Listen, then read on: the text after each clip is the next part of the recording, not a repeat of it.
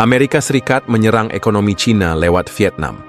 Bukan dengan senjata, tapi dengan tarif dan aturan dagang yang dirancang untuk menghambat aliran barang dari Cina ke pasar global. Dalam kesepakatan ini, Vietnam menjadi panggung utama dalam pertarungan ekonomi dua raksasa dunia. Bagaimana strategi Amerika bekerja? Apa dampaknya bagi Cina, Vietnam, dan juga konsumen di seluruh dunia? Ikuti analisis mendalam tentang perang dagang terbaru yang bisa mengubah masa depan perdagangan global.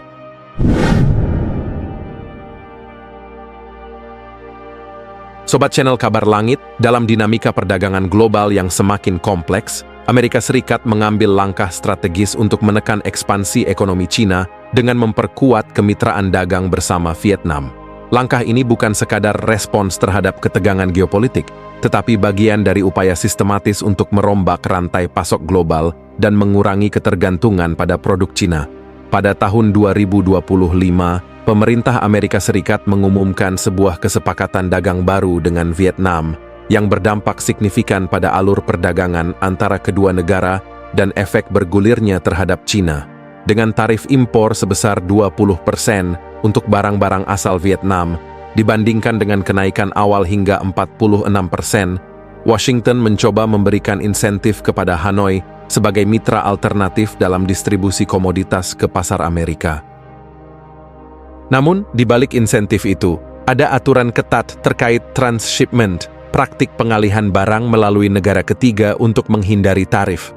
Tarif 40% diterapkan secara spesifik pada produk yang diidentifikasi sebagai hasil transshipment, terutama yang memiliki komponen berasal dari Cina. Kebijakan ini secara eksplisit ditujukan untuk mencegah perusahaan-perusahaan Cina memanfaatkan Vietnam sebagai pintu belakang masuk ke pasar Amerika Serikat. Ini adalah bentuk intervensi ekonomi yang lebih halus, namun sangat efektif, yang tidak hanya mengubah pola perdagangan, tetapi juga menempatkan Vietnam dalam posisi yang sulit secara geopolitik. Keputusan ini menunjukkan bahwa Washington tidak hanya ingin mengurangi surplus perdagangan Cina, tetapi juga membangun blok ekonomi anti-Cina yang lebih luas di kawasan Asia Tenggara.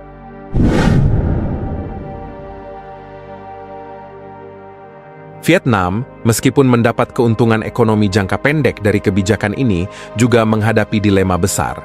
Sebagai salah satu negara tujuan utama relokasi industri global dari Cina, Vietnam telah menjadi pusat manufaktur baru bagi banyak perusahaan teknologi dan elektronik. Namun, ketergantungan yang terlalu besar pada investasi asing dan keterlibatan dalam konflik ekonomi dua raksasa menyisakan risiko serius. Laporan Bloomberg 2025 menyebutkan bahwa penerapan tarif tinggi terhadap transshipment dapat memicu reaksi keras dari Cina, termasuk pembatasan akses atas mineral strategis atau bahkan embargo ekonomi parsial terhadap Vietnam. Di sisi lain, Vietnam juga harus menjaga hubungan baik dengan Cina karena negara tersebut merupakan mitra dagang terbesar di Asia Tenggara. Data dari tahun 2024 menunjukkan bahwa nilai impor Vietnam dari Cina mencapai 161,9 miliar dolar Amerika, menjadikannya sebagai salah satu fondasi penting dalam struktur ekonomi nasional. Oleh karena itu, setiap langkah yang tampak terlalu condong ke arah Amerika Serikat bisa memancing ketidakstabilan ekonomi domestik dan regional. Meskipun Vietnam telah menandatangani puluhan nota kesepahaman kerja sama ekonomi dengan Cina pada April 2025, tekanan dari Washington tetap terasa kuat. Kesepakatan dagang bilateral itu membawa implikasi yang lebih luas daripada sekadar penyesuaian tarif. Ini adalah medan pertaruhan pengaruh antara dua kekuatan besar, dengan Vietnam berada di garis depan.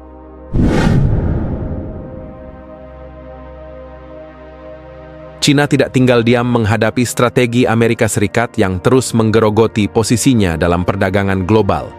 Respon Beijing cenderung multifaset, mencakup diplomasi intensif, ancaman ekonomi, hingga penguatan kontrol maritim di kawasan.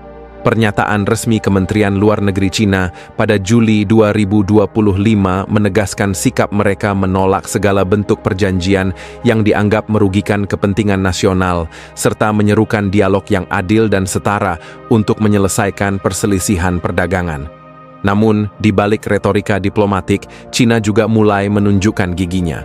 mereka meningkatkan aktivitas militer di Laut Cina Selatan, sebuah wilayah yang menjadi jalur distribusi kritis bagi negara-negara ASEAN, termasuk Vietnam. Selain itu, Cina juga mulai mengatur ulang alur pasok domestik dengan memperkuat produksi dalam negeri dan membatasi ekspor bahan mentah strategis seperti rare earth minerals yang sangat dibutuhkan oleh industri elektronik dan energi terbarukan di Asia Tenggara.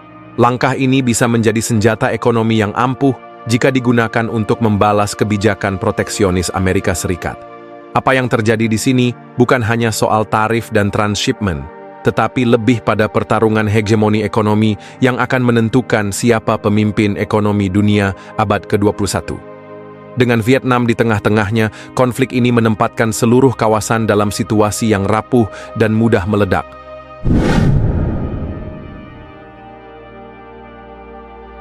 Langkah Amerika Serikat untuk menekan ekspansi Cina melalui kebijakan dagang dengan Vietnam ternyata berimbas langsung pada harga barang di pasar domestik. CNN melaporkan bahwa meskipun tarif 20% terhadap Vietnam lebih rendah dari angka awal 46%, beban tambahan ini tetap dirasakan oleh produsen dan akhirnya dialihkan ke konsumen Amerika. Produk elektronik, pakaian, alas kaki, dan furnitur yang sebagian besar berasal dari Vietnam mengalami kenaikan harga rata-rata 8–12% pada semester pertama 2025. Hal ini menegaskan bahwa perang dagang tidak hanya berdampak pada neraca perdagangan negara-negara besar, tetapi juga langsung menyentuh kehidupan sehari-hari warga biasa. Selain itu, Gedung Putih berdalih bahwa kebijakan ini bertujuan untuk mendorong produksi domestik. Namun, realitasnya, proses reindustrialisasi membutuhkan waktu bertahun-tahun, sementara perusahaan masih sangat bergantung pada rantai pasok luar negeri. Jalan keluarnya, beban biaya tambahan dialihkan ke konsumen. Clark Packard dari Cato Institute menilai bahwa kebijakan ini bukan solusi jangka panjang, tetapi lebih mirip dengan pengalihan tanggung jawab dari pemerintah ke masyarakat sipil. Di tengah inflasi yang masih sensitif, langkah ini berpotensi menimbulkan gejolak sosial dan politik dalam negeri, terutama menjelang pemilihan presiden 2028.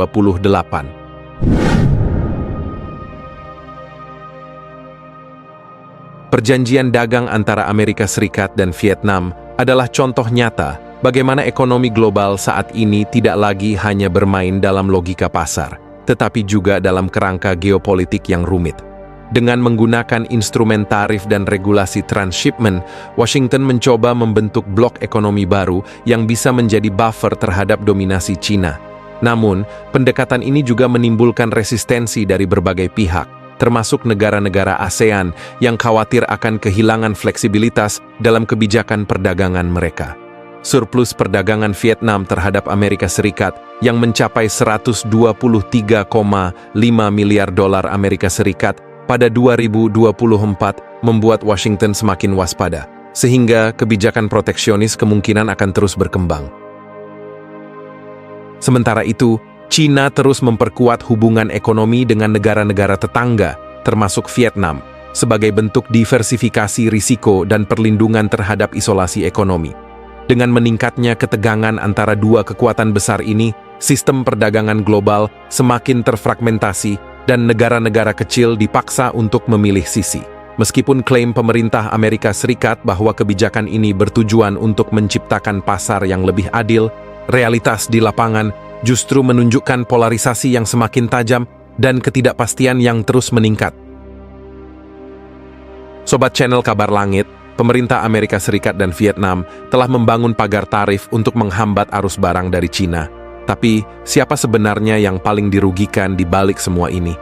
Anda mungkin berpikir perang dagang hanya soal angka dan neraca perdagangan. Tapi, apakah kebijakan seperti ini benar-benar melindungi ekonomi rakyat atau justru menciptakan beban baru bagi mereka yang tidak bersalah? Jika Anda punya pandangan atau bahkan prediksi tentang masa depan konflik ekonomi global ini, tuliskan komentar Anda. Sampai jumpa.